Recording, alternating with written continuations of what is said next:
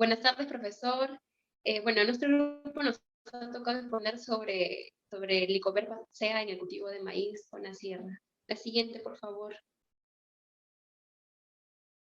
Bueno, en cuanto a la descripción del cultivo, las características morfológicas, sabemos que el nombre común es el maíz, el nombre científico es sea maíz, la familia es gramínea, el género sea. En cuanto a la botánica del cultivo acerca del maíz, se sabe que la planta del maíz es de porte robusto, de fácil desarrollo y de producción anual. En este punto vamos a hablar sobre el tallo. Bueno, el tallo es simplemente erecto, de elevada longitud, bueno, pudiendo alcanzar hasta los 4 metros de altura más o menos. También se puede decir que es robusto y sin ramificaciones. Bueno, por su aspecto se recuerda al de una caña. Y también se puede decir que no presenta entrenudos y sí una médula esponjosa. Bueno, si se realiza un corte transversal podemos notar esto. En cuanto a las hojas son largas de gran tamaño, lanceoladas, alternas, paralinervias, y bueno, estas se encuentran abrazadas al tallo, ¿no? Y por el haz presenta vellosidades. Los extremos de las hojas son muy afilados y cortantes. Bueno, en cuanto a las raíces son fasciculadas y su misión es la de aportar un perfecto anclaje a la planta. Y bueno, en algunos casos sobresalen unos nudos de las raíces a nivel del suelo y bueno, también suele ocurrir en aquellas raíces secundarias o adventicias. Y bueno, inflorescencia. Se puede decir que el maíz es de inflorescencia monoica, con inflorescencia masculina y femenina, separada dentro de la misma planta. Bueno, en cuanto a la inflorescencia masculina, presenta una panícula, o sea, vulgarmente denominados espigón o penacho, de coloración amarilla, bueno, que posee una cantidad muy elevada de polen, en el orden de 20 o 25 millones de granos de polen, más o menos como promedio. En cada florecilla se compone la panícula, o sea, se presentan 3 estambres donde se desarrolla el polen. En cambio, la inflorescencia femenina marca un menor contenido en granos de polen, más o menos alrededor de 800 a 1000 granos. Se forman en unas estructuras vegetativas denominadas espádices que se disponen de forma lateral. La siguiente, por favor. Bueno, en cuanto al desarrollo vegetativo del maíz, bueno, se sabe que desde que se siembran las semillas hasta la aparición de los primeros brotes, transcurre un tiempo más o menos promedio entre 8 a 10 días, ¿no? Donde se ve muy reflejado el continuo y rápido crecimiento de la plántula. Ahí podemos ver unas imágenes que se presentan. Podemos ver las etapas vegetativas, en la parte con donde comienza la emergencia, en la B1 donde está la primera hoja, podemos notar, en el V2 donde se encuentra la segunda hoja ya de mayor longitud, elongación, el V3 la tercera hoja, y así hasta la enésima hoja, ¿no? Y bueno, en la VT se comienza más o menos a visualizar la aparición de las panojas. Algo que también podría agregar acerca del cultivo del maíz es la exigencia del clima.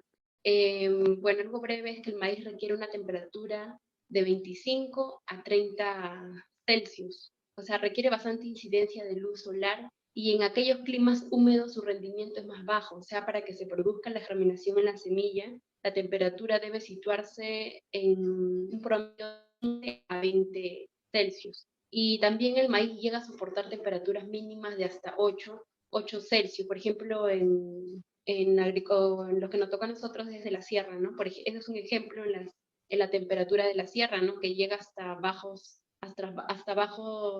centígrados o Celsius, mejor dicho. Y también a partir de los 30 grados, que también hace mucho calor, donde la temperatura es extrema, como bien podemos saber, ¿no? También pueden aparecer problemas serios debido a la mala absorción de nutrientes minerales y agua. También puedo agregar algo sobre el riego. El maíz se sabe que el maíz es un cultivo exigente en agua en el orden de unos 5 milímetros al día. O sea, los riegos pueden realizarse por aspersión y a manta. O sea, el riego más empleado últimamente acá en nuestro país es el riego por aspersión. Las necesidades hídricas van variando a lo largo del cultivo y cuando las plantas comienzan a nacer se requiere menos cantidad de agua, pero sí mantener una humedad constante. En la fase de crecimiento vegetativo es cuando más cantidad de, o sea, de agua, ¿no? Se requiere y se recomienda dar un riego más o menos de unos 10 a 15 días antes de la floración. Y durante la fase de floración es el periodo más crítico. ¿Por qué? Porque de ella va a depender el cuajado y la cantidad de producción obtenida, por lo que se aconsejan riegos o sea, que mantengan la humedad, ¿no? Y permitan una eficacia del cuajado. Y por último sería la exigencia del suelo. El maíz se adapta muy bien a todo tipo de suelo, pero en suelos que con pH entre 6 a 7, o sea, un poco, más o menos pH un poco alto, ¿no? Y son a los que mejor se adaptan. También requieren suelos profundos, o sea, ricos en materia orgánica, con buena circulación del drenaje para no producir encharques o sea, que puedan originar asfixia radicular. La siguiente, por favor.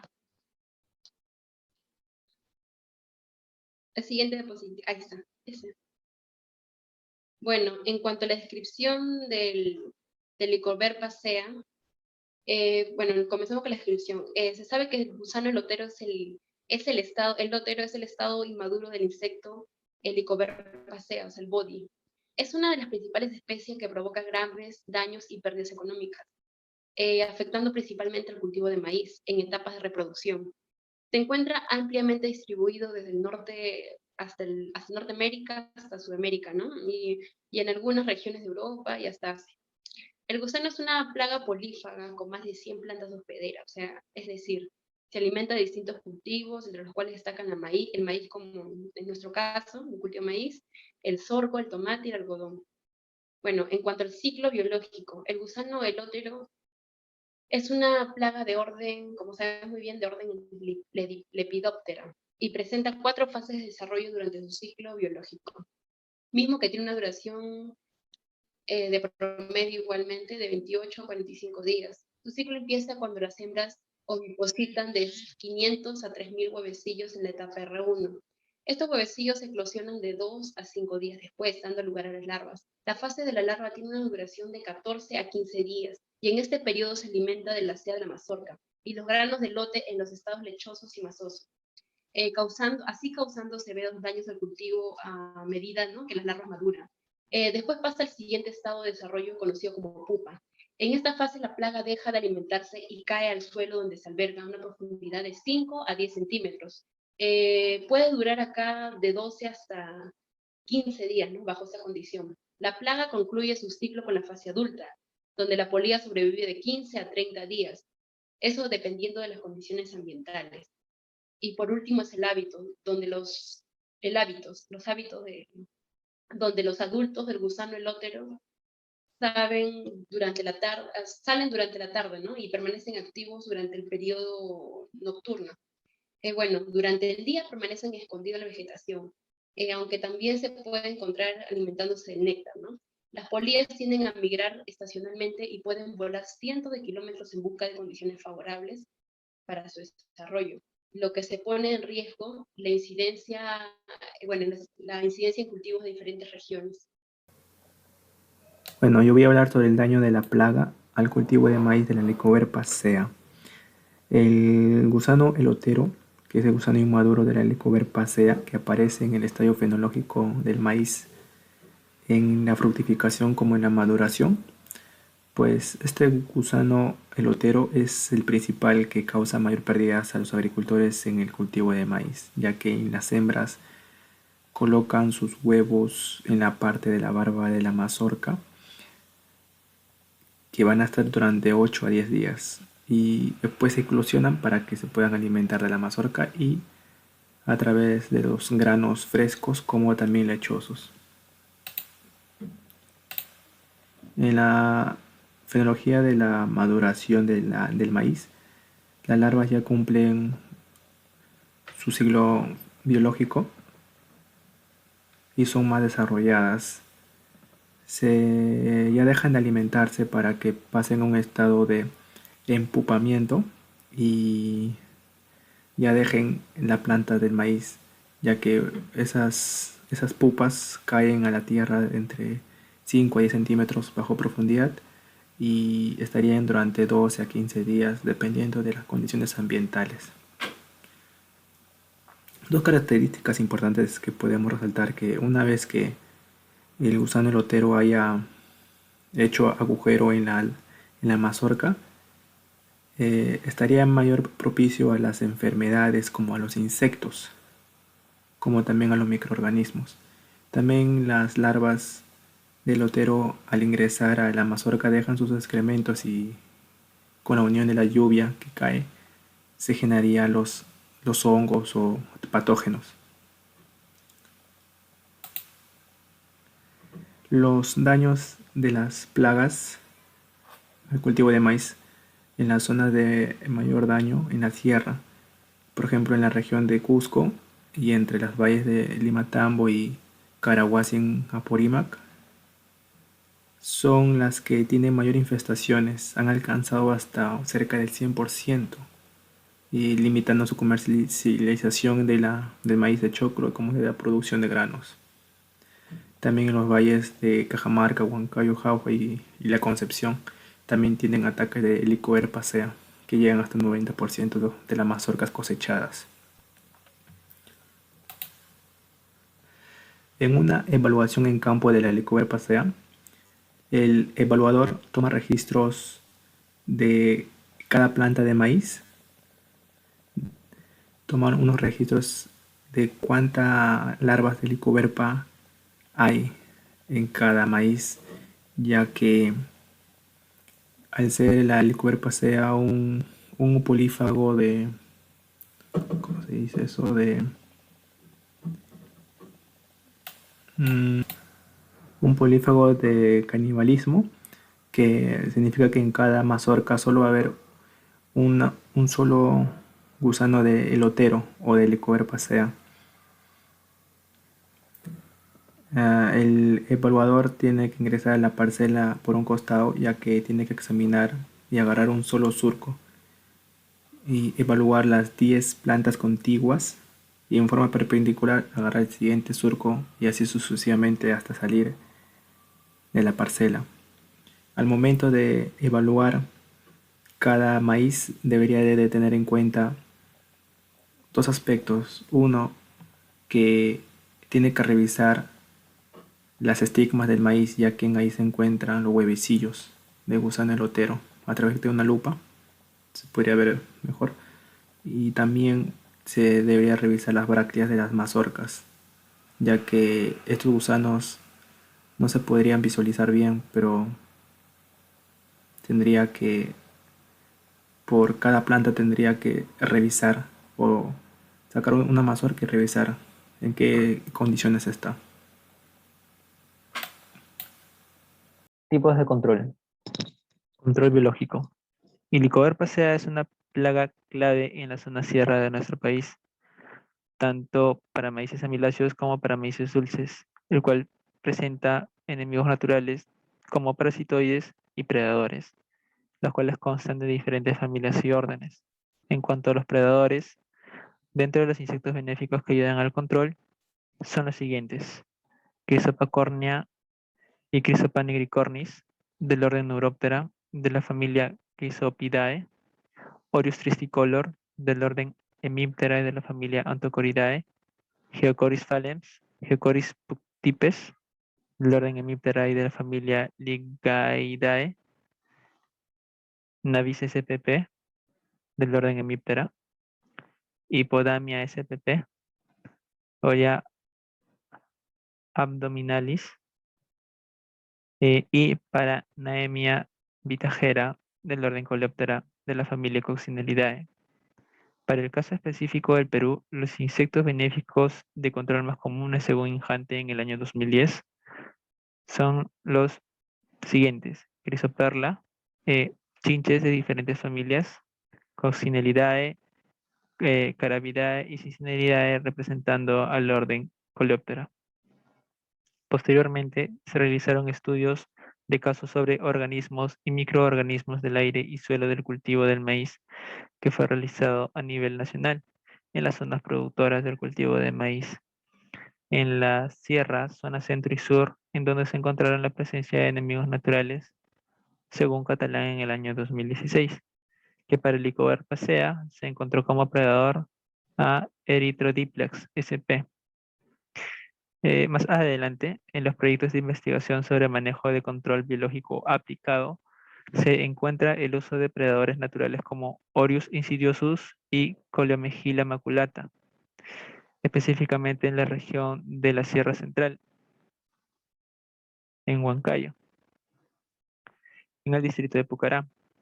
El autor de la tesis llegó a las siguientes observaciones de la actividad de los controladores mediante un gráfico describiendo la actividad predadora por estados del insecto plaga en el campo del cultivo.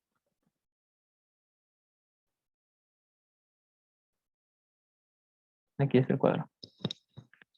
Aquí se describe que la predación de Coleomegila maculata y Oryx insidiosus en relación a la etapa y maduración del cultivo y también a los diferentes estados o etapas del insecto, donde se nota que Oryx insidiosus tiene un mayor porcentaje de predación desde el estado de huevo y sus diferentes estados larvales de Helicobacter en relación a un menor porcentaje por Coleomegila maculata. Esto se debe a la preferencia que tiene Oryx insidiosus en el estado de huevo y larva.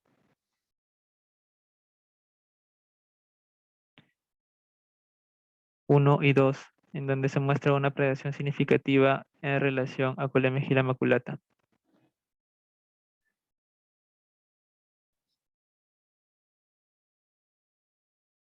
Posteriormente, en las conclusiones obtenidas de las evaluaciones de esta tesis, el autor sostuvo lo siguiente, que en el cultivo de maíz, el Oryx insidiosus del orden Hemiptera y de la familia Anthocoridae ha mostrado una mayor eficiencia en la depredación de los estados inmaduros del gusano mazorquero o gusano de la mazorca. Por otro lado, el Coleomegila maculata del orden Coleoptera y de la familia Coccinellidae ha mostrado una menor eficiencia en la predación de Helicobacter, lo cual nos demuestra que tiene también un cierto grado de importancia agrícola en el control biológico. Todo esto sostenido por Wari en su sustento de tesis en el año 2019. Parasitoides. Los parasitoides de Iliotis son diversos. Entre estas tenemos a los siguientes especímenes, quienes atacan en los estados de huevos, larvas y pupas del gusano de la mazorca en los campos de cultivo. Bueno, estas son las siguientes. Tenemos a Panteles marginiventris, a Panteles militaris, a Chelonus texanus, del orden Hymenoptera y de la familia Braconidae. Tenemos a Campoletis argentiniflora,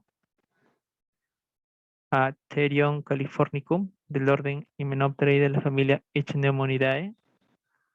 Tenemos a Spilochalcis ignesis ignesides, del orden Hymenoptera de la familia Chalcididae. Tenemos a Trichogramma spp, del orden Hymenoptera y de la familia Trichogrammatidae. A Prospatella spp, del orden Hymenoptera y de la familia Asplenidae. Tenemos a Archaetoneura spp, Gonia sp, Wintemia sp, del orden Diptera y de la familia Tachinidae. Para el caso específico del Perú, tenemos a los siguientes parasitoides, como Trichogramma perkensi, Trichogramma fasciatum, Trichogramma pintoi, de la familia Trichogrammatidae. Tenemos a Nelia sp, Trachyspirus cleoni, de la familia Ichneumonidae. Tenemos a Sarcodexia ignota, de la familia Sarcophagidae. Tenemos a Wintemia sp, Architas marmotarus, Architas platonicus. Tenemos a Trichophoropsis sp de la familia Tachinidae. Esto es sostenida por también Injante y Joyo en el año 2010. Control cultural. Una de las principales labores culturales es el uso de aceite comestible humano en la aplicación de las mazorcas de maíz, contribuyendo de esta manera a una forma de mitigar el impacto negativo que presenta el Helicobacter. Bueno, esto es según Tejada en el año 2000. donde sostiene que el uso del aceite vegetal para consumo humano, en específico aceite vegetal, porque este presenta una más soltura en su estado líquido, ¿no? Y porque ayuda al control del gusano mazorquero. Eh, ¿Cómo se aplica? Pues se aplica en pequeñas cantidades usando un gotero, una esponja o lana, colocando de 2 a 3 gotas de aceite en el lugar de salida de las barbas de la mazorca. Eh, Se busca tratar que el producto ingrese al interior del choclo. Y bueno, ¿cómo funciona? El aceite tapona los orificios de respiración del gusano y lo mata por ahogamiento o asfixia. Por ello hay que aplicarle las mazorcas que tienen las barbas frescas, porque es en ese momento en el que entra la plaga. Y una aplicación en mazorcas con barbas secas no ejerce control, pues las barbas estarán fuera del alcance del aceite. El aceite comestible presenta ventajas, como no presenta o no ocasiona problema alguno en la formación del grano. También es una práctica de bajo costo y de fácil aplicación, sin ningún peligro de envenenamiento sobre su uso. Permite disponer de una alternativa de fácil adopción para el agricultor y compatible con cualquier sistema de manejo integrado. Todo esto sostenido por Tejada en el año 2000. Existen también más tipos de control cultural, por ejemplo, la labranza profunda. De esta manera se ayuda a exponer o destruir las pupas del Helicobacter pacea, exponerlas para los parasitoides presentes en el medio. También se pide o se utilizan variedades con amplia cobertura y con brácteas más duras. Y también es preferible no usar insecticidas de amplio espectro. Esta recomendación es dada por Incante y Joyo en el año 2010.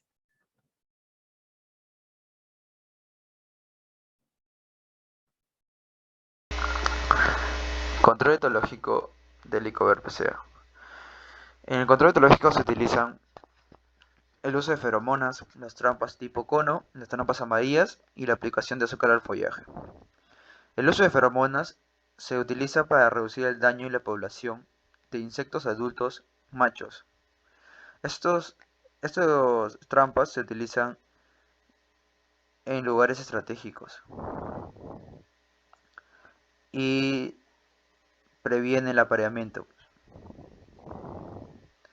Las trampas tipo cono. Las trampas tipo conos se utilizan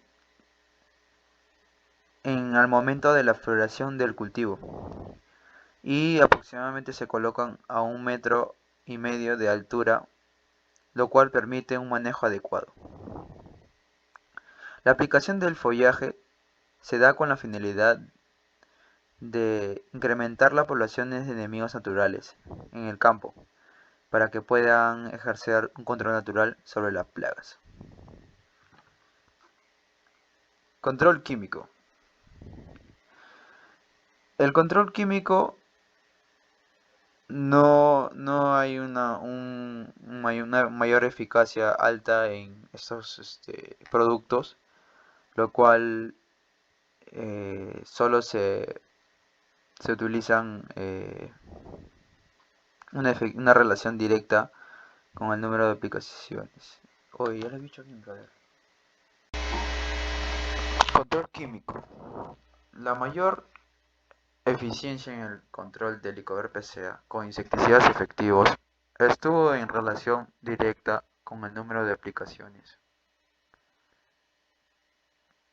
La época oportuna en que se coloca el insecticida es cuando se observa que existe el 30% de mazorcas con pistilos. El comportamiento de estos insecticidas puede estimarse como bueno si se considera que con él se consiguió un 72.2% de mazorcas sin daños, sin importancia económica. Los insecticidas más efectivos son Telodrin y Sebin, con dosis de 0.15 y 0.25% de productos activos. Se aplica en 3 y 2 o 3 aplicaciones respectivamente.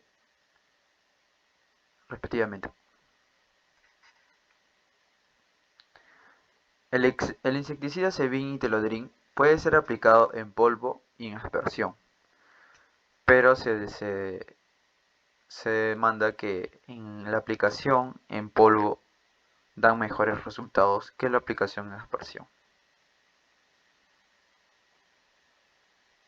Si se quiere aplicar en aspersión, se hacen con bomba de mochilas, gastando de 300 a 500 litros por hectárea. Y si ya solamente a los pistilos. En el caso de polvorización, estos se hacen con envases de talco para bebés a razón de 25 a 30 kilogramos por hectárea. Le voy a hablar sobre el producto Sevin. El producto Sevin es un insecticida de color blanco cristalino, perteneciente al grupo químico de los carbanatos. Su ingrediente activo es el naftil metalcarbanato. No es muy tóxico para los humanos, es tóxico para los humanos y un potencial carcinógeno. Y tiene un potencial carcinógeno.